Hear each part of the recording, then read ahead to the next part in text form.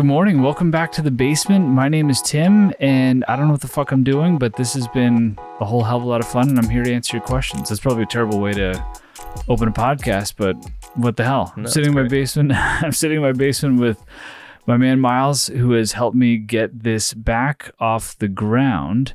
And it is a Saturday. I guess it doesn't matter which specific Saturday it is.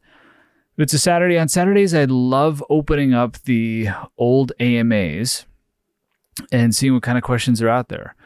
Usually go for a walk and answer as many of them as I can, try to get to that. And I'm not quite sure if it's an annoying status bar to have or if it's good because it's a shitload of content. But in Instagram where you go in and you see that somebody's got like 1,000 story posts on a given day because they're all super small little dots at the top. I try to get to that spot because y'all ask tons of amazing questions, and I try to get to as many of them as I possibly can without it being what I do just for the entirety of the day, because I am still a dad and a husband and every other thing I need to do on a day-in-day basis. So anywho, we're going to take some of those questions. I sent a handful of screen grabs to Miles, and he's going to pick some and ask them, and I'm going to see how well I can ramble, and let's have some fun. So, all right, cool. So I think we'll do this in sort of sections. And I think because you were talking about parenting before and you just explained to your dad, I think we start with some like family questions. So Mary asks, just found out we're expecting this week. Parenting advice?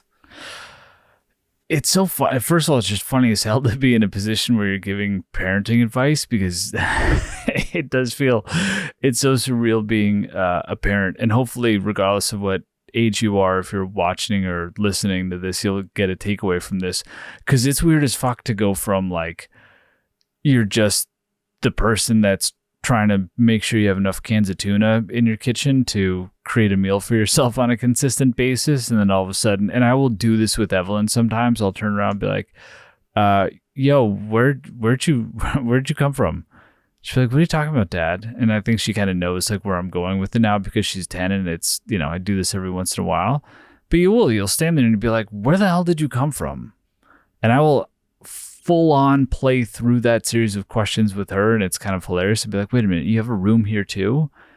And be like, and you keep your food? Like, so those are your snacks in that drawer? Like, when did you take over that shelf from us? So anyway, for somebody that's newly expecting, or if you're considering having a kid, a couple things I would say that are just going to help out tremendously. One is a piece of advice that my mom gave me, which is the child is coming into your world. Do not change your world for the child, which sounds totally counterintuitive to probably what a lot of people think or assume about having a kid. Like, oh, everything changes on that day and you're going to look at things totally differently, which is true to a certain extent, but it's still your world. I think the parents that start to get things twisted and start to get out of their own mindset for how they approach a day or a situation, or start to become helicopter parents, or they worry too much, or they may not be as engaged as they should be, are the parents that try to reconfigure things around the kid.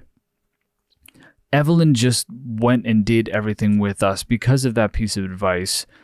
I'm sure, heavily influenced by a multitude of things from both Kelly and I, but I'll always remember that my mom telling me that she is coming into your world, don't change your world for her. So that meant we immediately started taking her to restaurants.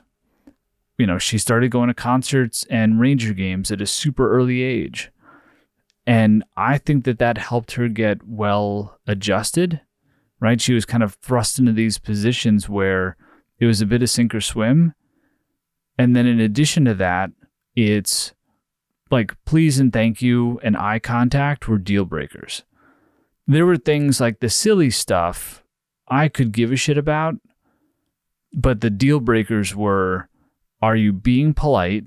Can I make sure that you're self-aware enough so that you're not too loud at the table, that you're not acting shitty in public?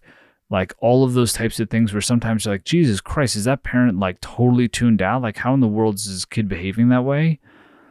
I would let the silly and the fun stuff go, but then be really hard and direct and to the point about these are the basics that any human being is required to bring to the table or should be required to bring to the table, and make sure that those are enforced. And the last thing I'll say, especially for somebody that is expecting soon, it's going to be wildly frustrating out of the gate. It's just going to be phases. So just roll with it. The more calm you are throughout, even doesn't matter, weeks, months, years, the more calm you are around the child, the more calm the child is likely to be. And Miles and I were talking about this right before we started recording. Like, he remembers his dad being super chill. I think I'm a pretty chill across the board. And because I exist at basically like a 5 on the overall barometer of both volume, intensity, and, anger versus whatever, if I get to a 6 or 7, Evelyn knows like, oh shit, he's serious. There's a lot of parents that will go from like a 2 to a 10 in the blink of an eye multiple times during a day. And then a kid's like, whatever, like everything's kind of a hot mess. And then just like drama and tantrums and all that kind of shit is inevitable. But if you're just super chill and you're kind of like, why are you freaking out right now? If they start to freak out, then I think that they've got a much better chance of just being calm. So it's in phases. Stay calm, be present, try to be strict with the things that are just good, polite manners, and then let the silly stuff go because they're kids, and enjoy the fact that you get to do your childhood all over again. Lindsay says she has her first baby due in July. Her job is demanding. Do you have any advice for working moms on how to find a balance? First of all, how dope that a working mom would trust me with a question like this. Like I couldn't ask for a better compliment. So thank you, Lindsay. Just know that there should be a high level of respect by your coworkers for just being who you are in the first place. So hopefully that can instill some confidence in you that there should be a higher level of awareness. I hope this is the case in your workspace, that it is just dope and admirable and inspiring that balance is possible, and it's not easy. So I'd just say I would be calm. And I add the word calm into a lot of answers because I just think that it is a superpower that is greatly underestimated or underappreciated, I should say. Just be chill about it. Don't feel like you need to ever make an excuse, like not an excuse, but don't feel like you ever need to like qualify something because you have a new child and because you're trying to balance both worlds. And also don't forget that it's a bit of a cycle. And I think that this just applies to anything work-life, quote unquote, balance, that it's less of a balance and it's more of a cycle. So when you can infuse positivity, or if you can have a smile about the situation that is inevitably going to pop up when somebody gets sick, or like, and it just like these things happen where you're going to have to stay home, or you're going to have to not be online for a while because someone's got a fever, or there's something going around daycare, like all those potential scenarios, just roll with it. There's your best as a mom, as a working mom, is going to be good enough. If you can just own the space, continue to be yourself, look for ways so that positivity on the home front can fuse positivity at work and vice versa. And just know that it's a superpower that people should respect.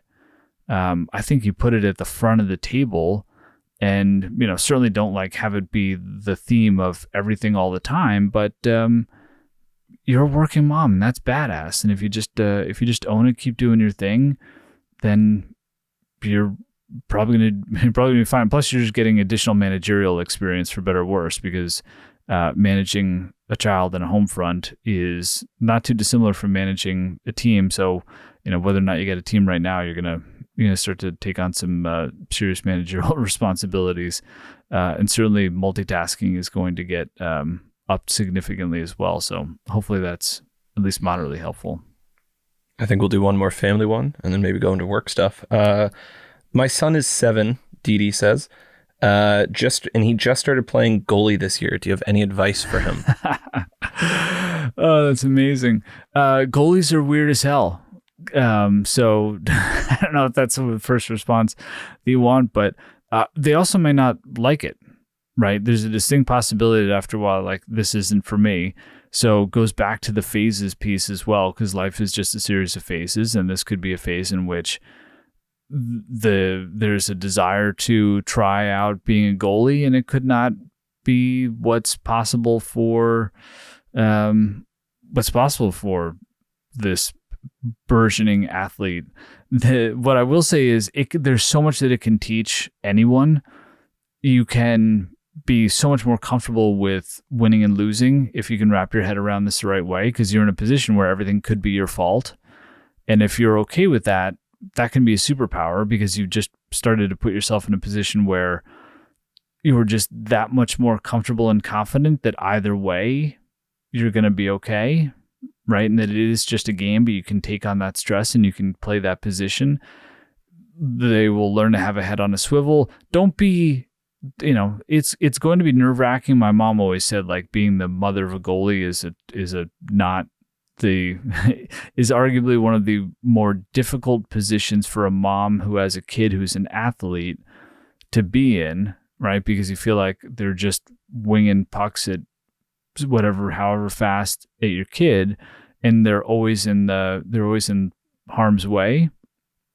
I mean, kind of, not really. They're going to be fine. They're going to have plenty of equipment on.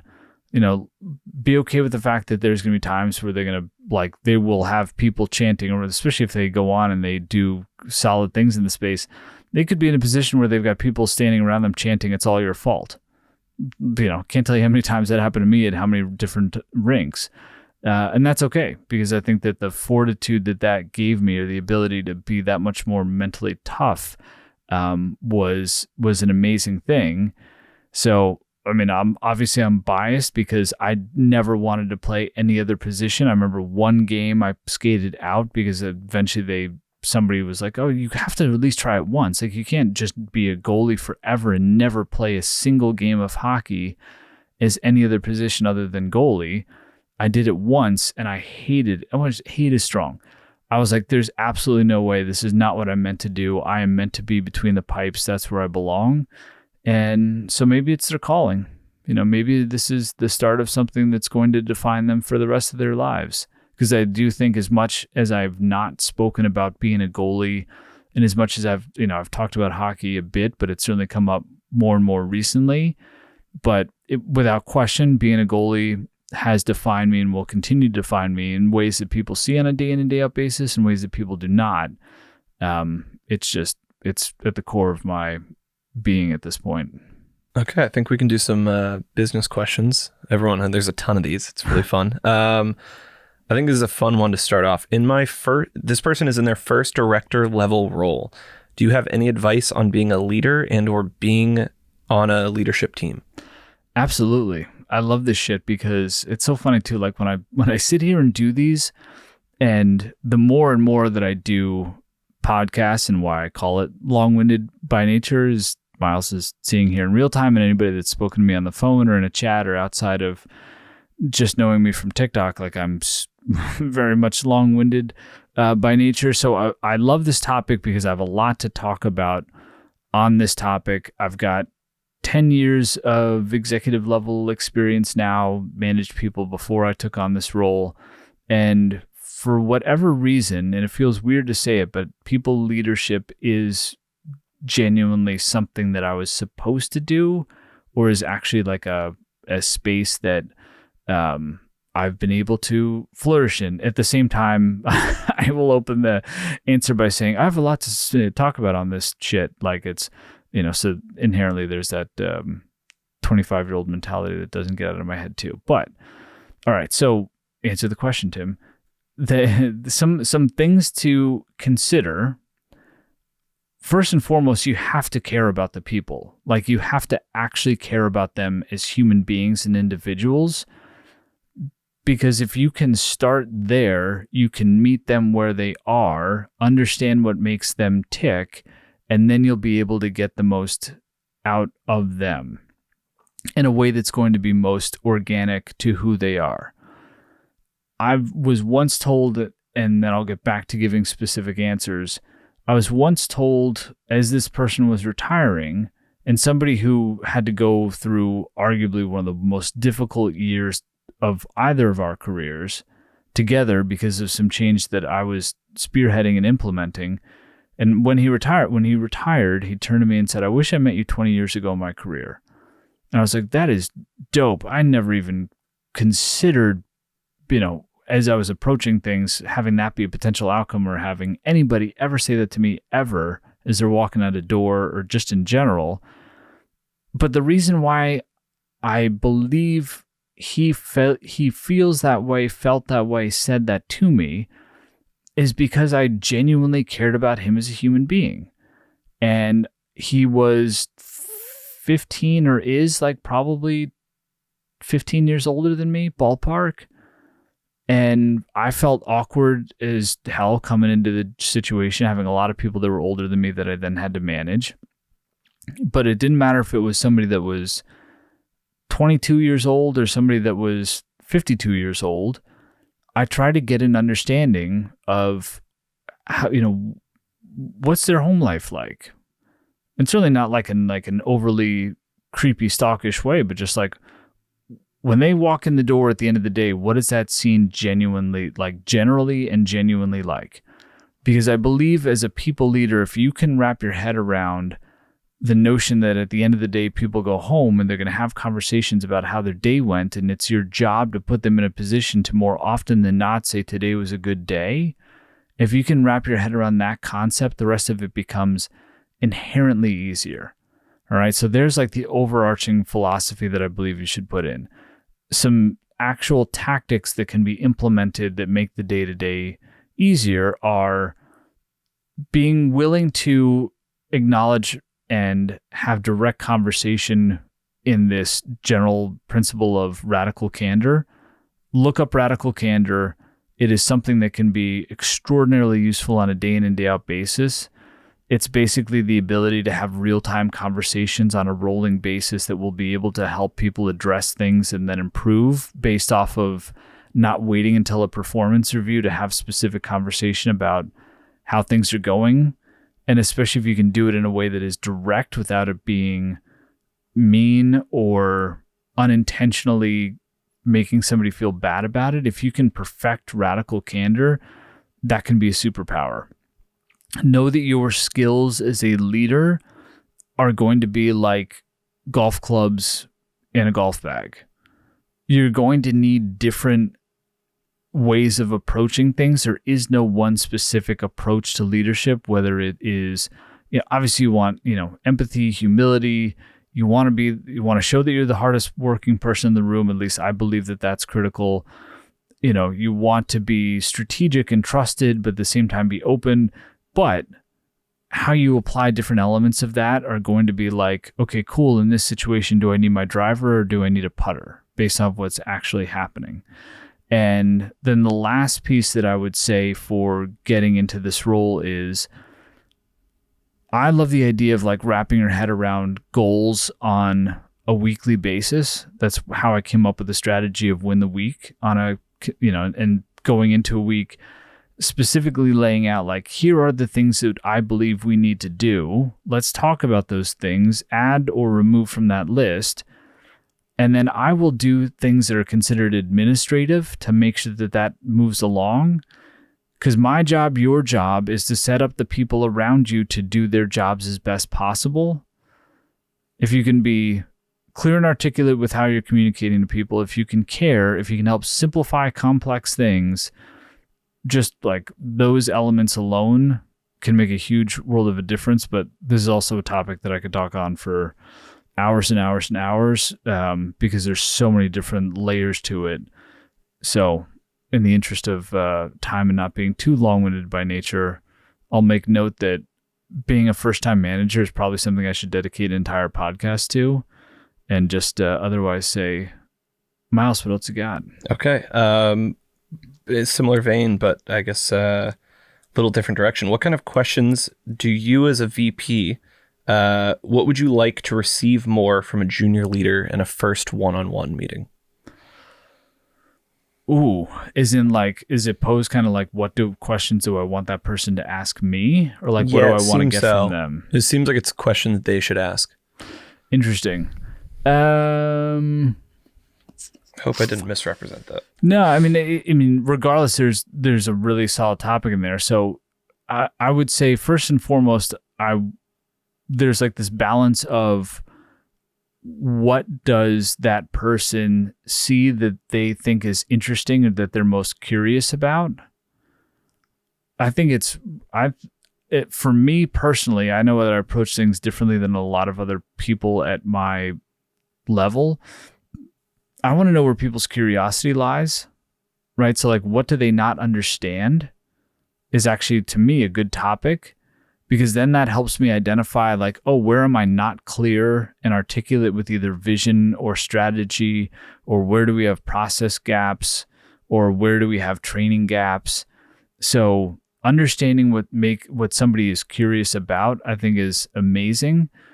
Also understanding what their recommendations are. I'd say two things.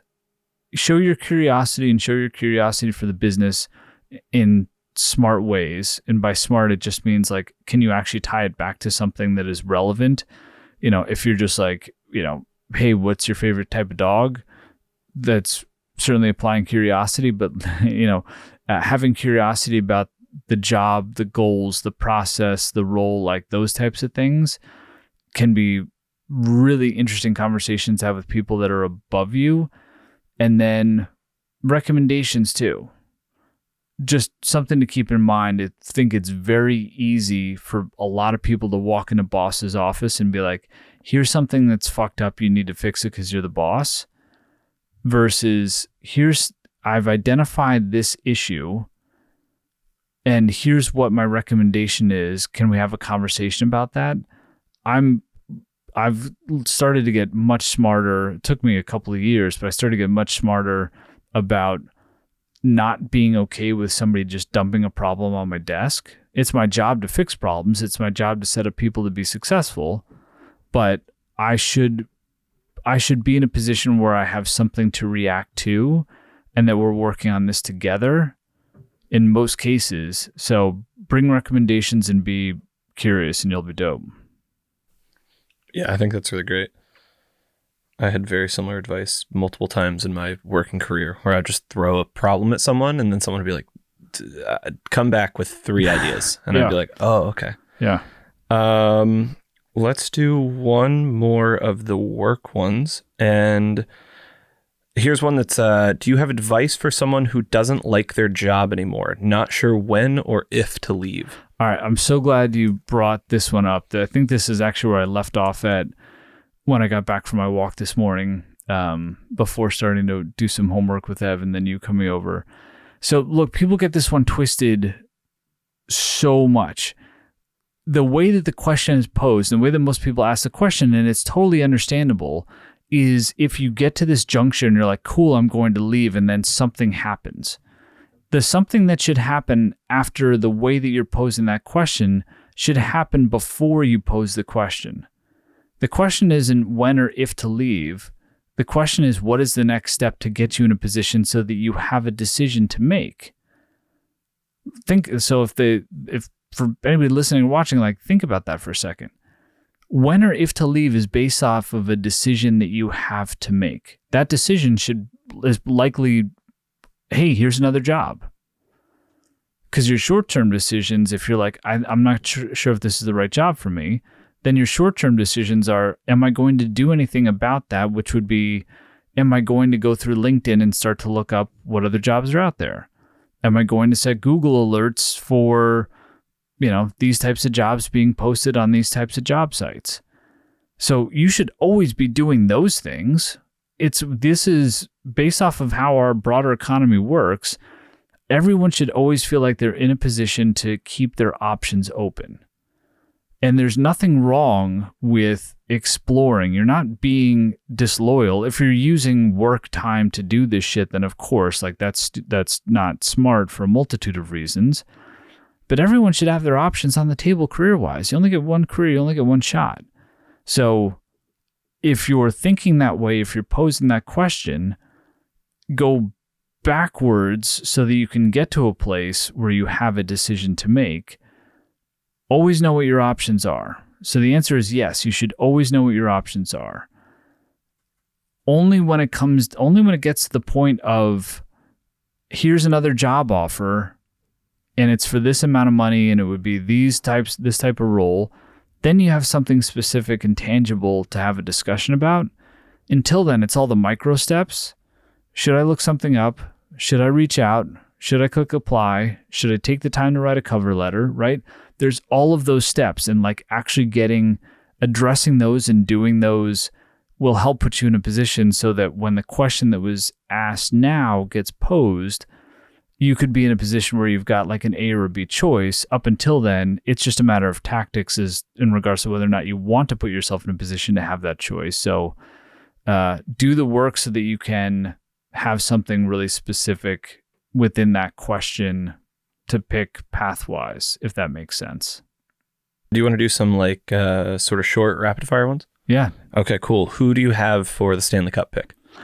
I don't. And here's why. When the Rangers are out of it, I love just enjoying the games. Like, it's so much more fun to not care about who's going to win. Just how fun and exciting is it going to be? The fact that the first game of the Eastern Conference Finals went 7 periods basically is fucking nuts and like so much fun. So I don't really care. I root for good hockey. I root for there to be fun themes, but I don't care. I don't have a pick other than I can't believe that when whoever wins picks up the cup and raises it above their head, I'm going to be like, yo, that was the thing that was in my kitchen last week. And so. Yeah, I want to hear that story. How did you get the Stanley Cup in your kitchen last week? Story is super good dude from the NHL named Neil he got me and a guy named JT Barnett tickets to a Ranger game back in March. And in between periods, he leans over and is like, hey, I've got an idea. I want to, pitch you an idea as we were kind of talking about general collaboration stuff. He's like, I want to bring the cup to your house. And I was like, yo. You can't say no. I'm like, you think you had to pitch that to me? I was like, dude, I almost fell out of my fucking chair. I was like, it was one of those, almost going back to the previous episode about ghosting stuff. I immediately in my head, I was like, this isn't real. This is never going to happen. This is not an actual conversation. And we talked about the fact that my dad comes back from Florida specifically for the Ranger playoff games. The Rangers were basically a lock to be in the playoffs the time we had the initial conversation. So it's just a matter of when. The initial date that we had aligned on would have been game 1 or 2 of the second round. And especially after the Rangers won the first 2 games against the Devils in New Jersey, it was like, cool. Not fully taking it for granted, but they should win this series. You win the first 2 games on the road, you should win the series. They don't. I was like, hey, I'd still do this 1,000%. Didn't line up timing wise. He's like, well, let me get back to you. And then we aligned on a date. And the thought was, from my perspective, this was a gift that I could give to my dad for all of the practices that he drove me to, and like all the work that parents put in for supporting a kid, especially for hockey that requires probably a lot of time on the road, a lot of time sitting in cold ass rinks, and like all the stuff that goes into that, let alone the fact that he got us into the Garden in 1994. And like, this was just going to be super special. And we picked a date. And then, and in fact, I just downloaded the Nest Cam footage because I've got it off of the doorbell of like them coming up and holding it up. And I didn't know how my dad was going to respond because he's had some pretty cool experiences in his life. So I didn't know if he was going to be like, oh, this is cool, but like, I'm not going to get like, my son's not going to show me up, so to speak. But it was amazing because he kept being like, how did you make this happen? And same with my friends, but the credit goes to just an amazing human being named Neil who pitched me the idea, and it was an absolute no-brainer. I mean, that's awesome. It's dream come true kind of stuff. Oh my God. Like I get goosebumps, and I didn't sleep that night because I felt like I didn't do enough with it. Like, because it's like you want to balance. I want to enjoy the experience, but I want to have a shot sheet of like, what do I need to capture? But I also don't want to over-engineer it.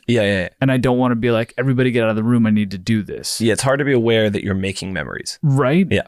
That is a fantastic way to put it. So I felt lost going through it and trying to be like, this is amazing, enjoy it, don't over-engineer it.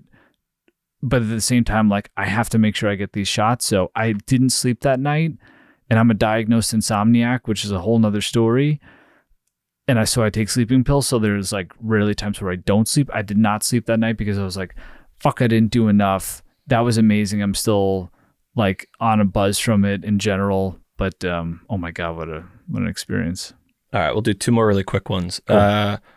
This one's, I think, nearly impossible. What is your favorite book? Catcher in the Rye. Oh, wow. Yeah. It's really fast. Yeah. Okay. Catcher in the Rye. It was written in a way that spoke to me so directly because it was like conversational and wasn't so polished. It felt real. A lot of other books that I read at the time when I read that book were so well written that it felt too much like English class, where Catcher in the Rye was just this kid going through these things, and he had this very specific way in which he spoke and which his brain worked. And I'm like, that makes sense. And I just think that there's like a lot of key learnings, and it helped me become way more comfortable with who I am as a human being. So Catcher in the Rye is always super easy for me to spit out on that one.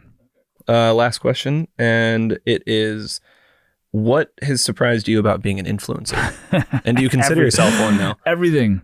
I don't know, man. This is the weirdest thing. It's super fun because I love making stuff and I love having good conversation. I love that it's happening. Whatever is happening now, because I feel like if nothing else, if this continues to snowball, because I've been in corporate America for 20 years now, and because I've got 10 years at an executive level and have all of that perspective and experience, I can be so helpful, I believe, in so many different capacities, that would be the gift within all of this. The rest of it is so surreal that I just keep going back to just, what do I need to do next? I don't know if I'm technically an I don't know, man. It's just fucking crazy at 45. Sorry to curse my F standing right here. It's so weird to like this to get stopped on the subway, have people take selfies, like to have people actually reach out and ask questions, to be sitting here in the basement with the cameras, and like it's so fun because I genuinely love the space and I love the process of making stuff. But the fact that I'm sitting on top of everything that I'm sitting on top of perspective-wise that is relevant to millions of people from a career perspective, that's what feels the best, because there's amazing people out there that are making amazing content, and there's like the Jay Shettys of the world and the people like Gary Vaynerchuk who do these incredible, gigantic things that I could never fathom that are being helpful in similar capacities. But to like come from the actual cubes and to come from the office and to like be able to stand up and be like, yo, we're gonna be okay, and here are things that are helpful, and to be able to do that and have that conversation in like a fun way that people seem to be cool with, that's super dope. So I just want to keep doing that as long as I can, as long as it's beneficial, and as long as I stay exactly who I am now.